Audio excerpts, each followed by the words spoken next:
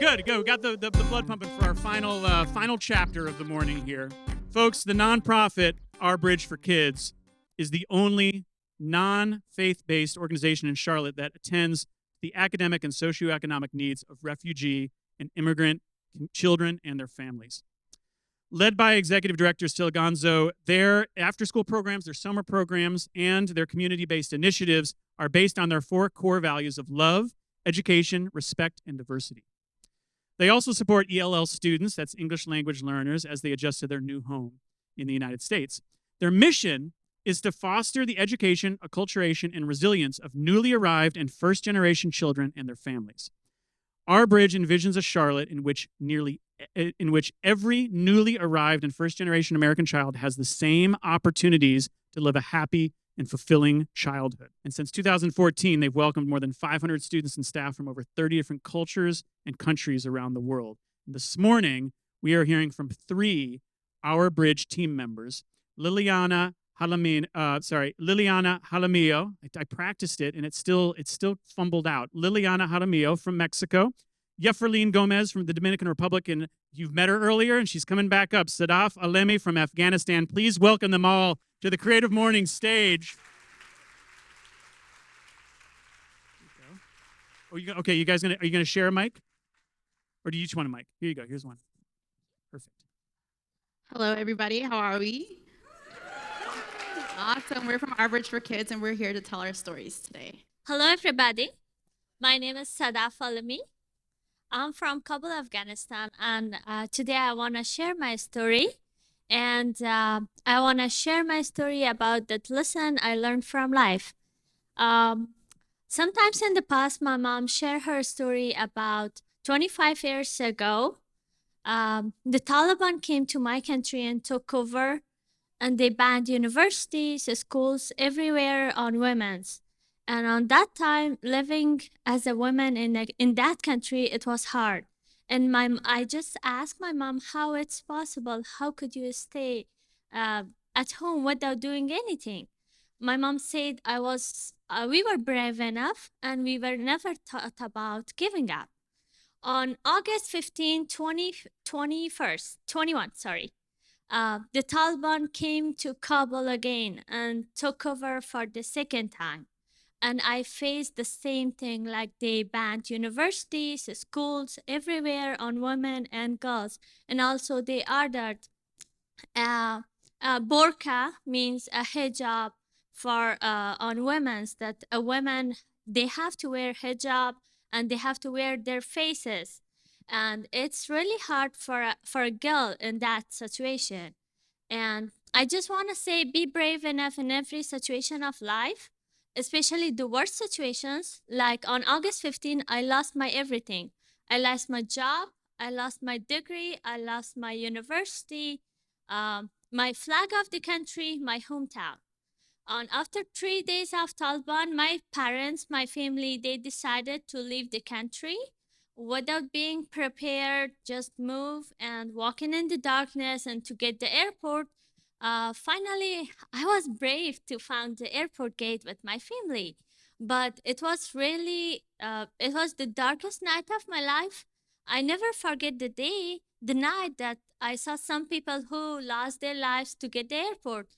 I saw a woman who gave a birth to a child who's burned or she burned in a bad situation, not in the hospital. It was an airport. And also, I was terrified. I was scared, hopeless, and I feel the worst pain on my heart because I really don't know. I had an unclear future, and with my family as well. And why I leave my country? Being a girl on that situation, it was hard because nobody allows you to go outside for work or for education, or you can support your family. And my father was retired. My mom is a teacher, so we couldn't survive on that situation. That's why we moved here. And we had a flight with an army plane that I never thought about. It was an army plane with a 400 or 500 passengers sitting in the ground. And with a 4-hour flight, we reached Qatar. After Qatar, we reached Germany. It was an army base. After 8 hours, we came to USA.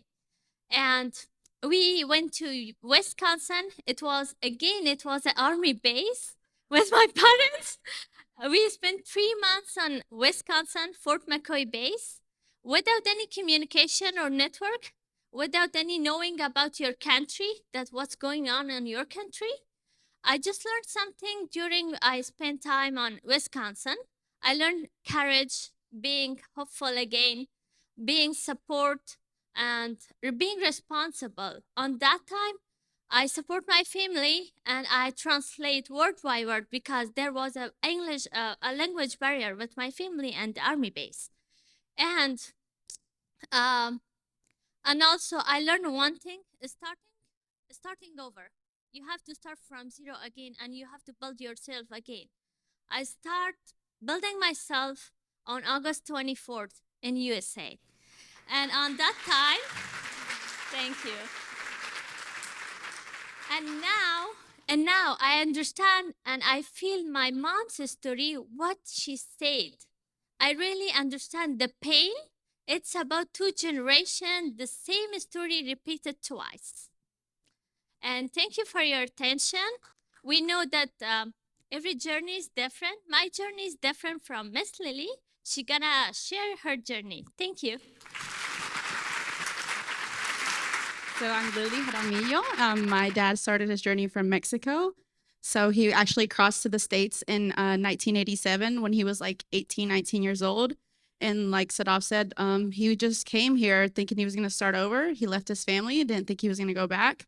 But luckily at the time, Ronald Reagan was the president. And he was,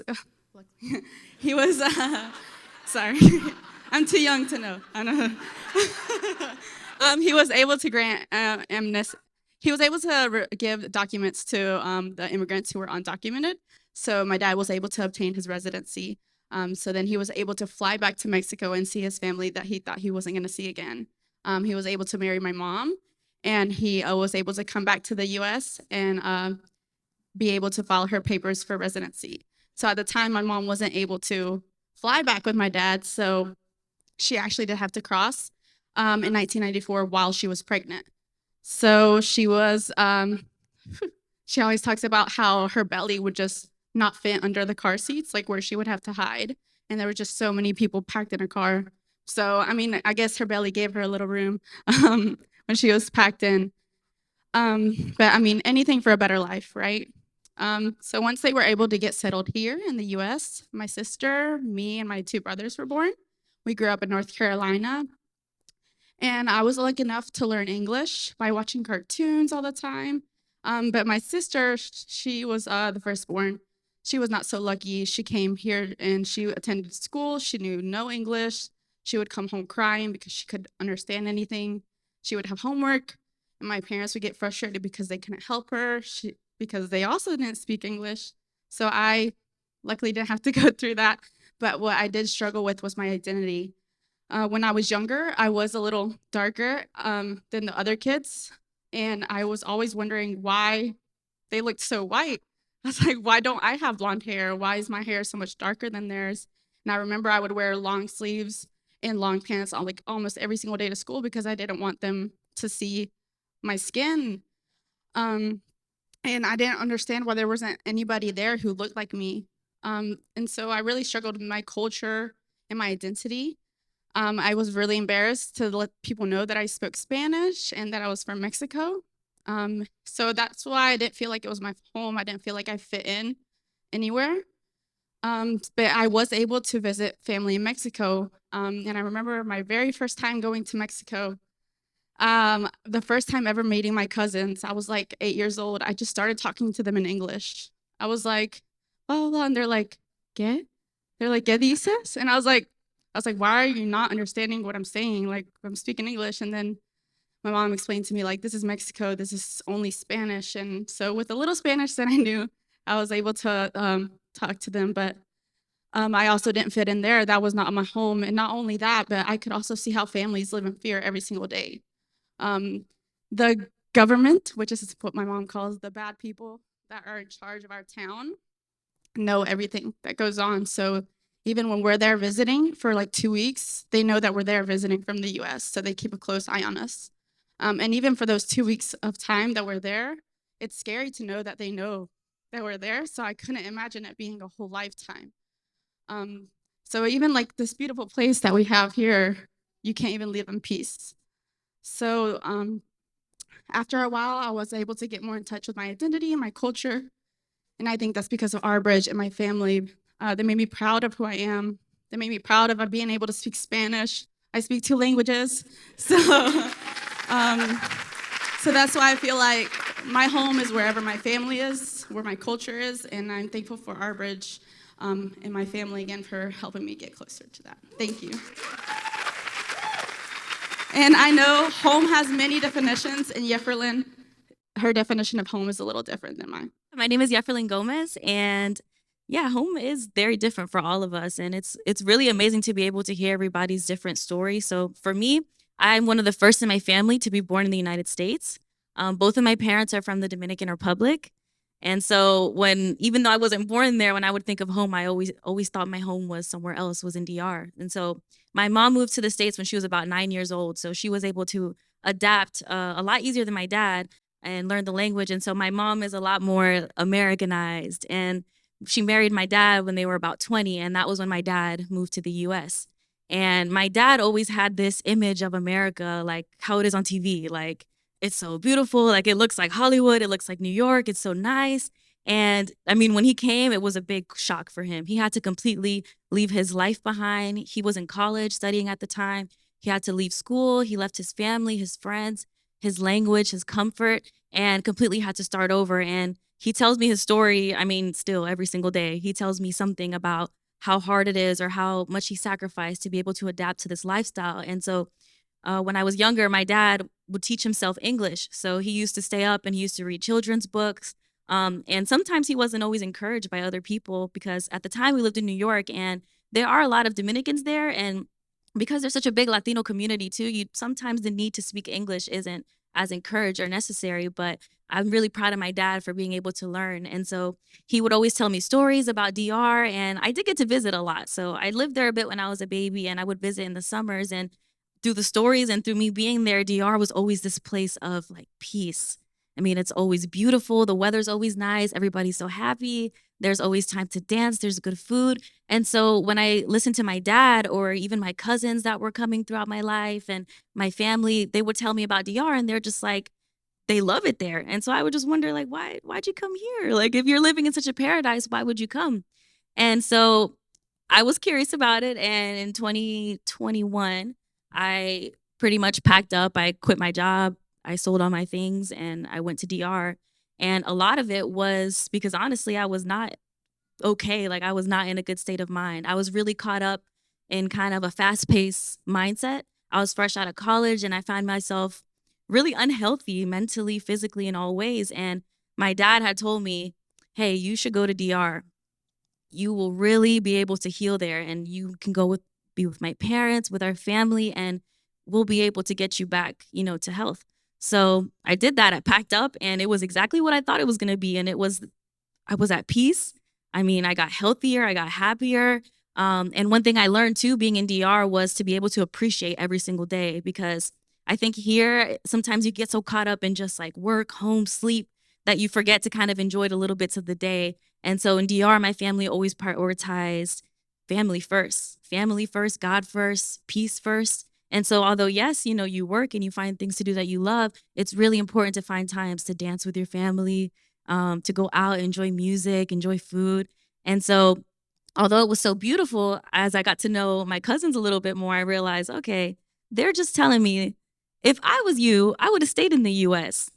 And I'm like, why would you, why? Like, you're happy, I'm happy, everything is so nice. But I realized as I was looking for work opportunities, I was looking for a master's program too. And I realized, wow, the choices are very, very limited here. And my family does not have the same access to education as I do here. And so I realized, okay, there are a lot of opportunities in the US that I didn't look at in the same way until I went to DR. And they're like, I encourage you to go back Go study what you want to study, start your life how you want. And if you find your way back in DR, it'll be good. But it's something that I saw it as, okay, this is an honor that for my family, I am going to build something new. Even though I still feel like a little displaced because I still feel like my home is in DR, I ended up coming back after a year and I started over in Charlotte. And this has been really nice because I met everybody at our bridge and they become such a community because we all share different walks of life. Like we all share a different culture, a different background, different interests, different religions. And it's a one safe space where we can all be ourselves. And we all found our way to our bridge in a very like different way. So for me, I also learned that home and sanctuary, it's not always a place, but sometimes it's just a feeling. So it's just a feeling of overwhelming peace. And so sometimes you don't know where you're called to go, but if you have that peace with you, I feel like you can make it pretty much anywhere. So I'm really grateful for our bridge.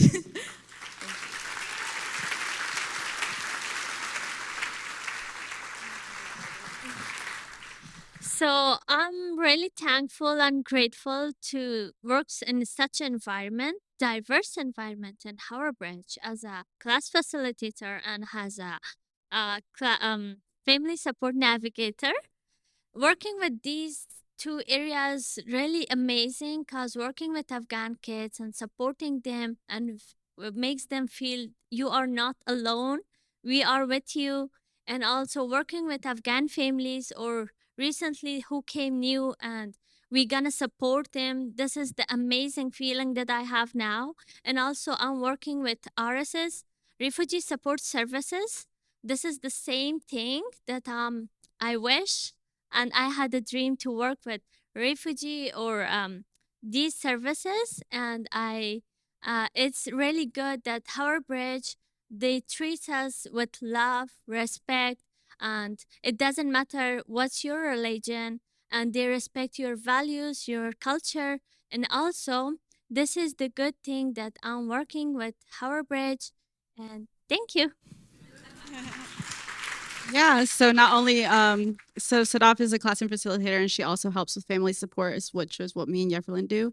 And in my family support role, I help high schoolers who are chronically absent and to reconnect them with the schools. And I mean, a huge thing that we talk about is trust and building relationships with the families.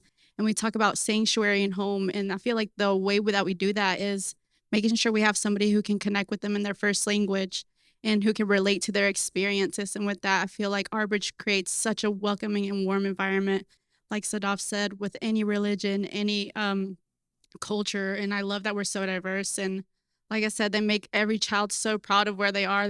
We have kids carrying their flag everywhere every single day. Kids draw their flags every day, but we make sure to hang them all up because I wish I had that as a child. I wish I had someone to show me that my flag was amazing. My flag is beautiful. And to have someone hang it up would be shout out to our bridge.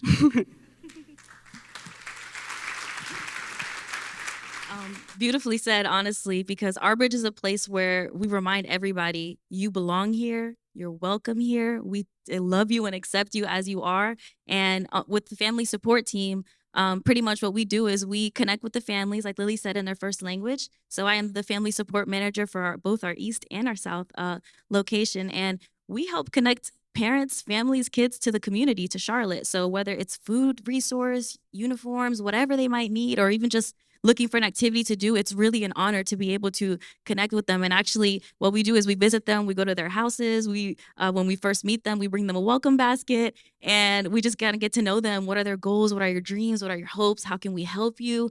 And so it's really powerful just to have a safe space for them to be vulnerable and for us to be vulnerable, because a lot of these families will meet them for the first time and they will just open up and tell us their journey of how they got here. We'll share those things together. We'll share tears together. We'll talk about hard times, happy times. And so it's really just a reminder to them and for us that our bridge is a community. We're not just here, to just pass something along to you. We're here to hear you, to listen to you, to support you and validate your experience. And so I want to thank you all too for listening to our stories too, because it's something powerful when you're able to share and listen. So thank you all.